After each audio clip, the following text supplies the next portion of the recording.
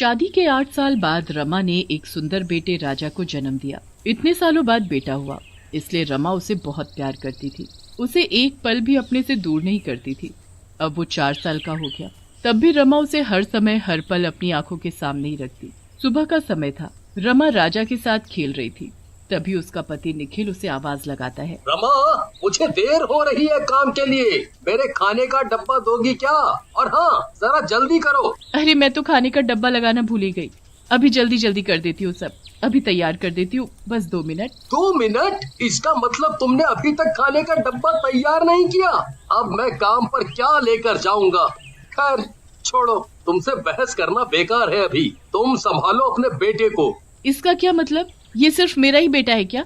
तुम्हारा कुछ नहीं लगता क्या? ये भगवान ने इतने सालों बाद मुझे औलाद की खुशी दी और तुम ऐसे बोल रहे हो? मेरा वो मतलब नहीं था रमा, मैं बस ये बोल रहा हूँ कि बेटे को थोड़ा अपने आप भी खेलने दो और तुम घर की तरफ भी थोड़ा देखो। जब से राजा इस घर में आया है तब से तुम उसके अलावा किसी और को नहीं देखती।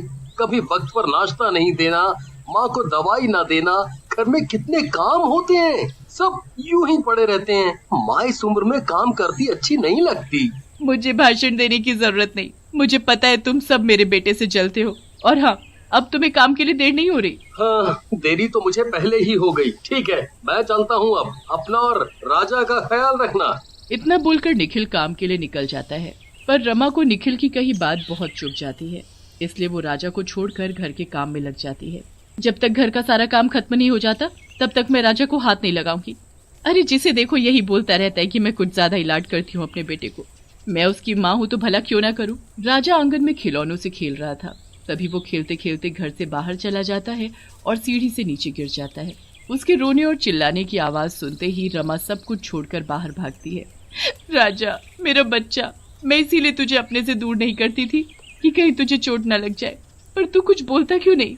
आंखें खोल राजा, आंखें खोल। तभी वहाँ पड़ोसन शालू आ जाती है। तुम्हारा बेटा तो आंखें ही नहीं खोल रहा रमा, कहीं से कुछ हो तो नहीं गया? ऐसा मत बोलो शालू, मेरे बेटे को कुछ नहीं हो सकता। उठ राजा उठ, तू उठता क्यों नहीं? अब मैं क्या करूं? मैं एक तांत्रिक बाबा को जानती हूँ, तुम उनके पास चली जाओ, वो जरूर तुम्हारे बेटे को ठीक कर देंगे। उन्होंने कई मरे लोगों को जीवन दान दिया है, बहुत ही पहुंचे हुए बाबा हैं वो जरूर तुम्हारे बेटे को ठीक कर देंगे। रमा तुरंत बाबा के पास पहुंचती है। तुम्हारा बेटा अब इस दुनिया में नहीं है, ये मर चुका है। ऐसा मत बोलिए बाबा, मैं बड़ी आस लगाकर आपके पास आई हूँ। मैंने सुना है आप मरे हुए को भी जीवित कर देते हैं, तो आप मेरे राजा को भी जीवित कर दीजिए ना। हाँ, मैं इसे जीवित कर सकता हूँ, पर इसके बदले मुझे क्या मिलेगा? बाबा की इतनी बात सुनते ही रमा घर की तरफ भागती है और अलमारी में रखा सारा पैसा निकाल कर बाबा को दे देती है। बाबा, मैं बहुत गरीब हूँ और मेरे पास बस इतना ही है, जो था मैंने सब आपको दे दिया। अब मेरे बेटे को जीवित कर दीजिए। बाबा कुछ मंत्र पढ़ता है और अपने थैले से भभूत निकालकर राजा के पूरे शरीर पर मल देता है। राजा तुरंत अपनी आंखें खोल देता है। राजा, मेरा बच्चा, मेरा बेटा, बाबा आपका बहुत बहुत शुक्रिया। आपने मेरे बेटे के साथ साथ मुझे भी जीवन दान दिया है। वो तो ठीक है, पर मेरी एक बात ध्यान से सुनो। तुम्हारा बेटा अब कोई साधारण बच्चा नहीं है, वो अब बिल्कुल अलग है। मेरा मतलब ये है कि इस बच्चे को घर से बाहर बिल्कुल नहीं निकालना और पानी से दूर रखना। इसके ऊपर कभी भी पानी नहीं पड़ना चाहिए। अगर गलती से पड़ गया तो ये वहीं के वहीं भस्म हो जाएगा, क्योंकि ये अब एक मिट्टी के समान है। रमा बाबा की सारी बात मानती है और अपने बेटे को घर ले जाती है। रमा बेटे को जिंदा देख बहुत खुश थी, पर उसे ये नहीं पता था कि उसका बेटा अब एक शैतान बन चुका है, एक भूतिया बच्चा। घर पहुंचते ही, ये सब क्या है बहू? राजा को इतना गंदा क्यों बना रखा है? इसके अंदर से कितनी बदबू आ रही है। जाओ पहले जाकर इसे नहलाओ, फिर मैं इसके साथ खेलूंगी। नहीं, मैं इसे नहीं नहला सकती, मतलब कि अभी नहलाऊंगी तो बेचारी को कहीं ठंड न लग जाए।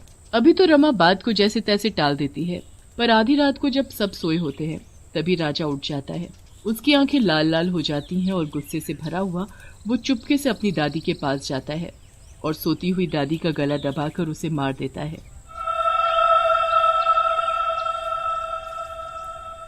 जब सुबह होती है, निखिल, माँ अब इस दुनिया में नहीं है, वो हमें और इस दुनिया को छोड़कर जा चुकी है।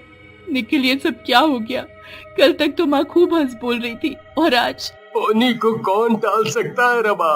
माँ वैसे भी बहुत बीमार रहती थी, अब हमें माँ का अंतिम संस्कार करना होगा।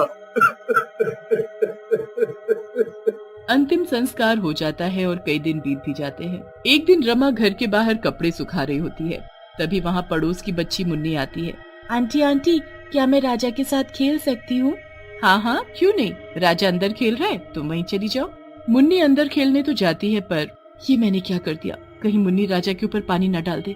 वो उसे गोद में उठाकर बाहर भी तो ला सकती है। नहीं नहीं, तांत्रिक बाबा ने मना किया था मुझे इन सब की। रमा दौड़ती हुई घर के अंदर जाती है तो हैरान रह जाती है। राजा भूत रूप में था और वो मुन्नी का गला पकड़े हुए था।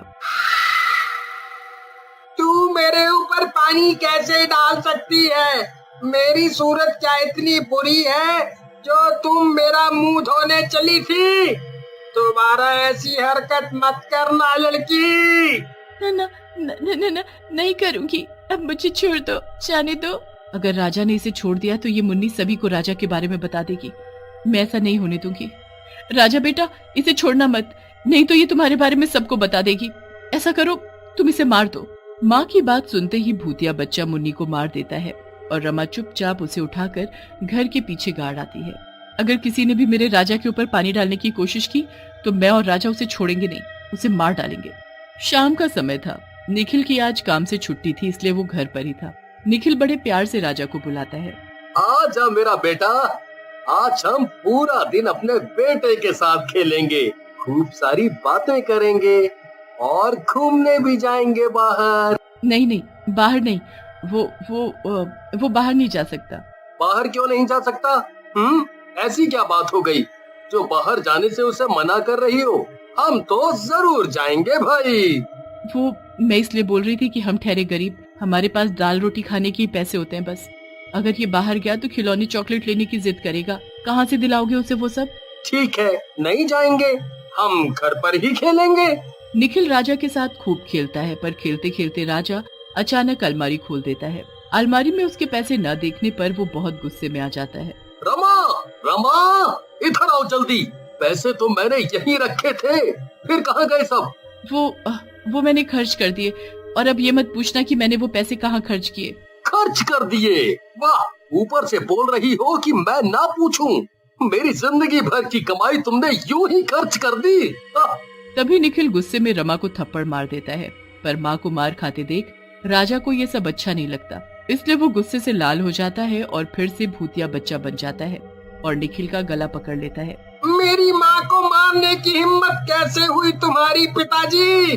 अब मैं नहीं छोड़ूंगा, मार दूंगा तुम्हें। रमा, ये राजा को क्या हो गया? ये भूत जैसा क्यों देख रहा है? रमा, रमा, इसे बोलो कि मेरा गला छोड़ दे, मेरा दम घुट रहा है। नहीं माँ, इन्होंने तुम्हें थप्पड़ कैसे मारा? इसका बदला तो मैं लेकर रहूंगा। तभी निखिल उससे अपने को छुटाकर बाहर भाग जाता है। भूतिया बच्चा भी उसका पीछा करते हुए बाहर चला जाता है। बाहर की रोशनी पड़ते ही बच्चा आग की तरह जलने लगता है। ये क्या? तुम्हें ये क्या हो रहा है? राजा, ये कैसे लगी तुम्हारे अंदर? मैं अभी कुछ करती हूँ। माँ, मुझे बचाओ, बहुत जल रहा है मेरा शरीर माँ। रमा को कुछ समझ नहीं आता, इसलिए वो हड़बड़ाहट में उसके ऊपर पानी डाल देती है। भूत पर पानी पड़ते ही वो भस्म हो जाता है और राख में बदल जाता है। राजा, मेरा बेटा, ये मैंने क्या कर दिया? मैंने अपने ही हाथों से अपने बेटे को मार डाला। मैं कैसे भूल गई कि तांत्रिक बाबा ने मना किया था पानी से दूर रखने को तुझे। रमा निखिल को सब बता देती है। अगर वक्त पर तुम मुझे बता देती तो हम उसे तांत्रिक के पास नहीं, डॉक्टर के पास ले जाते, और जो पैसे तुमने तांत्रिक को दिए उससे उसका इलाज कराते, वो जरूर बच जाता। पर अब कुछ नहीं हो सकता, कुछ नहीं हो सकता। रमा की जिंदगी फिर से बेजान हो गई। अब वो पैसों से भी गरीब और औलाद से भी गरीब हो गए।